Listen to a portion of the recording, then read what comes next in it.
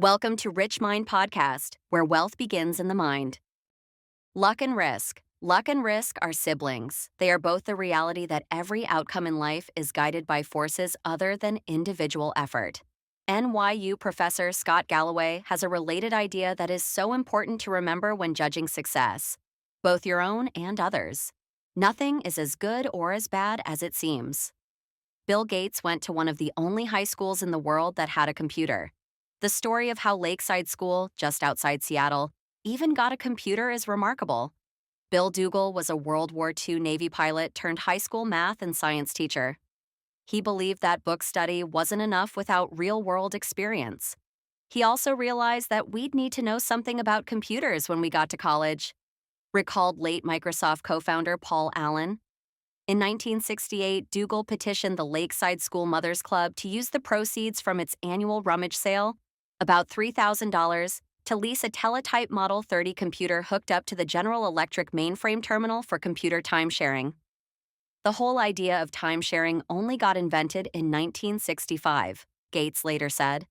Someone was pretty forward-looking. Most university graduate schools did not have a computer anywhere near as advanced as Bill Gates had access to in 8th grade.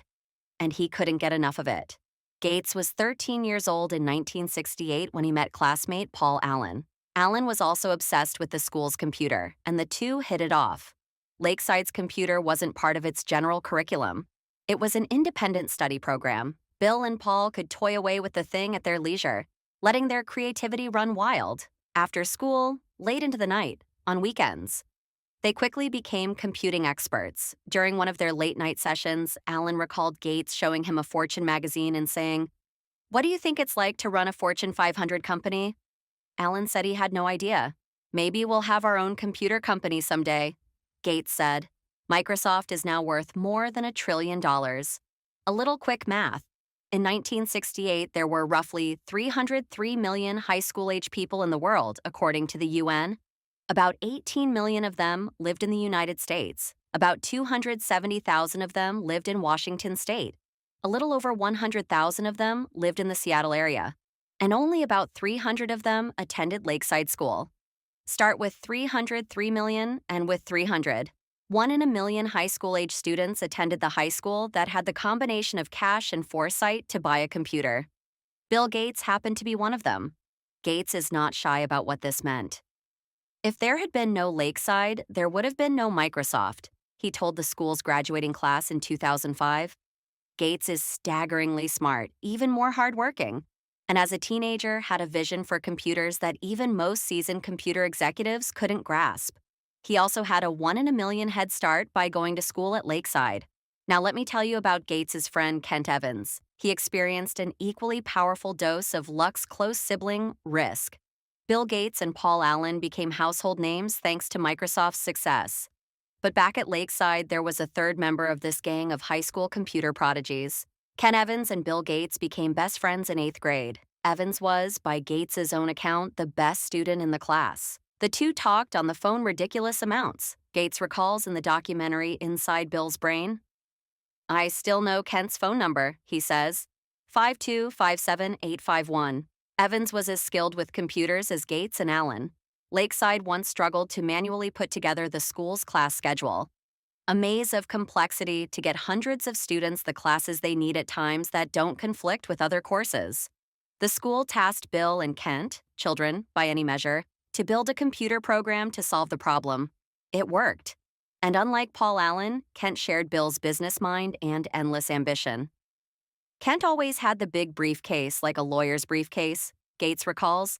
"We were always scheming about what we'd be doing 5 or 6 years in the future. Should we go be CEOs? What kind of impact could you have? Should we go be generals? Should we go be ambassadors?" Whatever it was, Bill and Kent knew they'd do it together. After reminiscing on his friendship with Kent, Gates trails off. "We would have kept working together. I'm sure we would have gone to college together." Kent could have been a founding partner of Microsoft with Gates and Allen, but it would never happen. Kent died in a mountaineering accident before he graduated high school. Every year, there are around 36 mountaineering deaths in the United States. The odds of being killed on a mountain in high school are roughly 1 in a million. Bill Gates experienced 1 in a million luck by ending up at Lakeside. Ken Evans experienced one in a million risk by never getting to finish what he and Gates set out to achieve. The same force, the same magnitude, working in opposite directions. Luck and risk are both the reality that every outcome in life is guided by forces other than individual effort. They are so similar that you can't believe in one without equally respecting the other. They both happen because the world is too complex to allow 100% of your actions to dictate 100% of your outcomes. They are driven by the same thing. You are one person in a game with 7 billion other people and infinite moving parts. The accidental impact of actions outside of your control can be more consequential than the ones you consciously take. But both are so hard to measure and hard to accept that they too often go overlooked. For every Bill Gates, there is a Kent Evans who was just as skilled and driven but ended up on the other side of life roulette. If you give luck and risk their proper respect, you realize that when judging people's financial success, both your own and others, it's never as good or as bad as it seems. Years ago, I asked economist Robert Shiller, who won the Nobel Prize in economics, "What do you want to know about investing that we can't know?" "The exact role of luck in successful outcomes," he answered. I love that response because no one actually thinks luck doesn't play a role in financial success. But since it's hard to quantify luck and rude to suggest people's success is owed to it, the default stance is often to implicitly ignore luck as a factor of success. If I say, there are a billion investors in the world, by sheer chance, would you expect 10 of them to become billionaires predominantly off luck? You would reply, of course. But then, if I ask you to name those investors, to their face, you will likely back down. When judging others, attributing success to luck makes you look jealous and mean, even if we know it exists. And when judging yourself, attributing success to luck can be too demoralizing to accept. Economist Pashkar Mazumdar has shown that incomes among brothers are more correlated than height or weight. If you are rich and tall, your brother is more likely to also be rich than he is tall. I think most of us intuitively know this is true. The quality of your education and the doors that open for you are heavily linked to your parents' socioeconomic status. But find me 2 rich brothers, and I'll show you 2 men who do not think this study's findings apply to them. Failure, which can be anything from bankruptcy to not meeting a personal goal, is equally abused. Did failed businesses not try hard enough? Were bad investments not thought through well enough? Are wayward careers due to laziness? Sometimes, yes, of course. But how much? It's so hard to know. Everything worth pursuing has less than 100% odds of succeeding. And risk is just what happens when you end up on the unfortunate side of that equation. Just as with luck, the story gets too hard, too messy, too complex if we try to pick apart how much of an outcome was a conscious decision versus a risk. Say I buy a stock, and 5 years later, it's gone nowhere. It's possible that I made a bad decision by buying it in the first place. It's also possible that I made a good decision that had an 80% chance of making money, and I just happened to end up on the side of the unfortunate 20%. How do I know which is which? Did I make a mistake, or did I just experience the reality of risk? It's possible to statistically measure whether some decisions were wise. But in the real world, day to day, we simply don't. It's too hard. We prefer simple stories, which are easy but often devilishly misleading. After spending years around investors and business leaders, I've come to realize that someone else's failure is usually attributed to bad decisions, while your own failures are usually chalked up to the dark side of risk. When judging your failures, I'm likely to prefer a clean and simple story of cause and effect, because I don't know what's going on inside your head. You had a bad outcome, so it must have been caused by a bad decision, is the story that makes the most sense to me. But when judging myself, I can make up a wild narrative justifying my past decisions and attributing bad outcomes to risk. The cover of Forbes magazine does not celebrate poor investors who made good decisions, but happen to experience the unfortunate side of risk. But it almost certainly celebrates rich investors who made okay or even reckless decisions and happened to get lucky. Both flip the same coin that happened to land on a different side. The dangerous part of this is that we're all trying to learn about what works and what doesn't with money. The customer is always right, and customers don't know what they want are both accepted business wisdom. The line between inspiringly bold and foolishly reckless can be a millimeter thick and only visible with hindsight. Risk and luck are doppelgangers. This is not an easy problem to solve.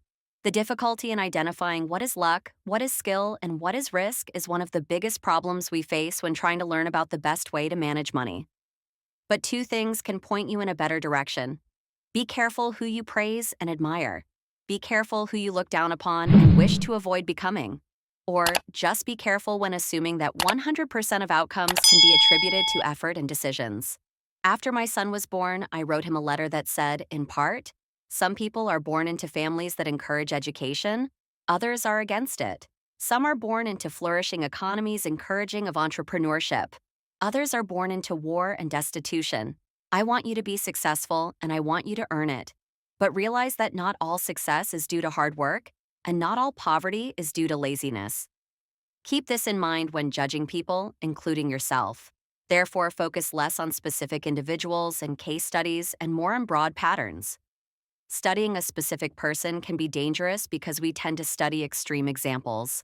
The billionaires, the CEOs, or the massive failures that dominate the news. And extreme examples are often the least applicable to other situations, given their complexity. The more extreme the outcome, the less likely you can apply its lessons to your own life. Because the more likely the outcome was influenced by extreme ends of luck or risk, you'll get closer to actionable takeaways by looking for broad patterns of success and failure. The more common the pattern, the more applicable it might be to your life. Trying to emulate Warren Buffett's investment success is hard, because his results are so extreme that the role of luck in his lifetime performance is very likely high, and luck isn't something you can reliably emulate. But realizing, as we'll see in Chapter 7, that people who have control over their time tend to be happier in life is a broad and common enough observation that you can do something with it. My favorite historian, Frederick Lewis Allen, spent his career depicting the life of the average median American, how they lived, how they changed, what they did for work, what they ate for dinner, etc. There are more relevant lessons to take away from this kind of broad observation than there are in studying the extreme characters that tend to dominate the news. Bill Gates once said, "Success is a lousy teacher. It seduces smart people into thinking they can't lose." When things are going extremely well, realize it's not as good as you think. You are not invincible, and if you acknowledge that luck brought you success, then you have to believe in luck's cousin, risk, which can turn your story around just as quickly. But the same is true in the other direction. Failure can be a lousy teacher because it seduces smart people into thinking their decisions were terrible when sometimes they just reflect the unforgiving realities of risk. The trick when dealing with failure is arranging your financial life in a way that a bad investment here and a missed financial goal there won't wipe you out so you can keep playing until the odds fall in your favor. But more important is that as much as we recognize the role of luck and success, the role of risk means we should forgive ourselves and leave room for understanding when judging failures. Nothing is as good or as bad as it seems. Now let's look at the stories of two men who pushed their luck. If you enjoyed this episode, don't forget to like, subscribe, and share your thoughts in the comments. Join the Rich Mind community and see you in the next episode.